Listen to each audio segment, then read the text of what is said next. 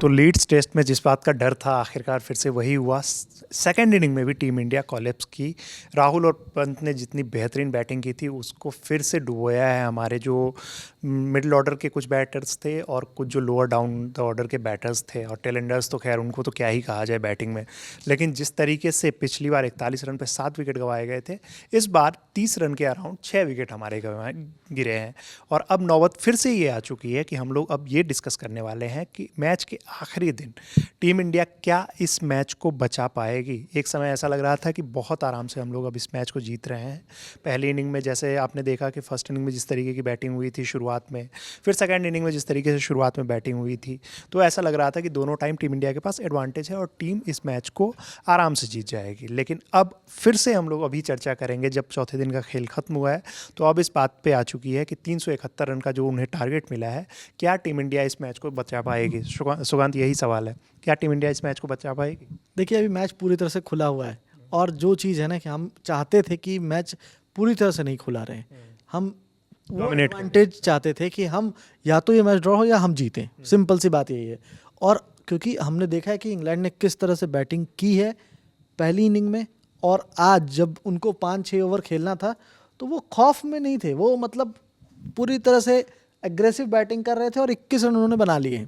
अब उनको 350 रन बनाने कल पूरे दिन भर में, यानी 90 ओवर का अगर कल खेल होता है तो उसमें उनको 350 रन बनाने, और 4 से भी कम हो। 4 से कम का रन रेट हुआ। और आपने देखा है कि पहली इनिंग में वो 4 से ज़्यादा के रन रेट से बना रहे थे। और हमारे जो बॉलर्स थे वो बहुत महंगे रहे थे।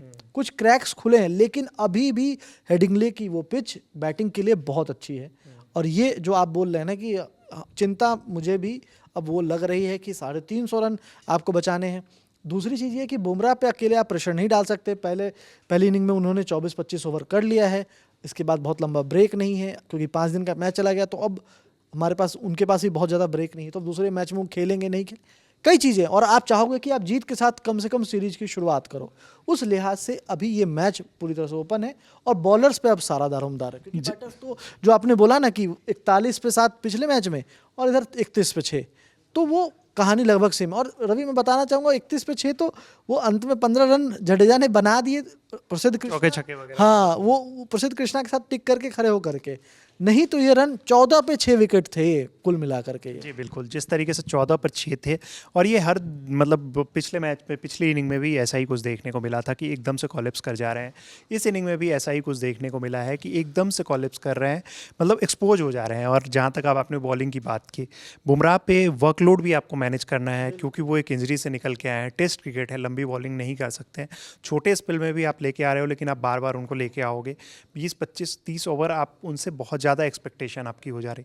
बाकी बॉलर्स कुछ नहीं कर पा रहे हैं। और जैसी आज की पिच थी, जिस तरीके से राहुल और पंत ने बैटिंग किया, शुरुआत के कुछ ओवर्स को छोड़ दे, मुझे तो ये बिल्कुल भी नहीं लग रहा है कि हम लोग इस मैच को शुरुआत की अगर ओवर्स की भी बात करें ना, तो पिच में बहुत ज़्यादा दिक्कत नहीं हो रही थी। वो दरअसल छोटे मोटे एक आध क्रैक, जैसे शुभमन गिल वाली बॉल क्रैक पे पड़ गई, वैसा अनयूजुअल इवेंट था बस। उसके अलावा आप देखो विकेट्स क्रैक पर से कितने गए, नहीं गए।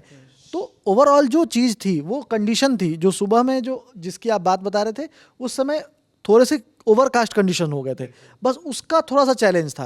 नहीं तो पिच तो अभी भी बैटिंग के लिए बहुत अच्छी दिख रही है। और यही चीज़ चिंता की बात है। जिस तरीके से उनके पास बैटर्स हैं, वो भी चीज़ है कि जैक क्रॉली वगैरह हैं, उसके बाद फिर हैरी ब्रूक हैं, बेन स्टोक्स चेज मास्टर माने जाते हैं, बेन डकेट, सब लोग मतलब अच्छी फॉर्म से गुजर रहे हैं। अभी आप चेज मास्टर्स बोल रहे थे और मुझे वो पारी याद है, वो हेडिंगले की पिच थी और 2019 का मैच जिसमें 362 रन इंग्लैंड ने चेज कर लिया था जैक लीच के साथ मिलकर जो उन्होंने पार्टनरशिप की थी। बिल्कुल बिल्कुल में और एशेज का वो मैच, तो इसलिए 362 रन उन्होंने अचीव किया है, तो 371 उनके लिए बहुत बड़ी बात नहीं है।